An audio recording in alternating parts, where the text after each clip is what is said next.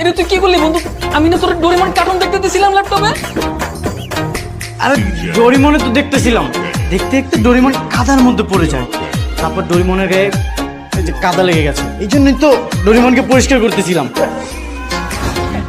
ডোরিমনের মাথায় কাদা লেগে গেছে, এক্ষুনি পরিষ্কার করে দিব, এক্ষুনি পরিষ্কার হয়ে যাবা, কোনো চিন্তা নাই। কাদা লেগে গেছে। মিরাজ, মিরাজ,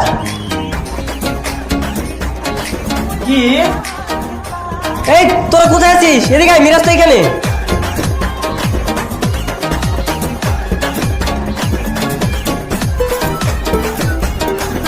মিরাজ কি করিস? গোসল করাচ্ছি।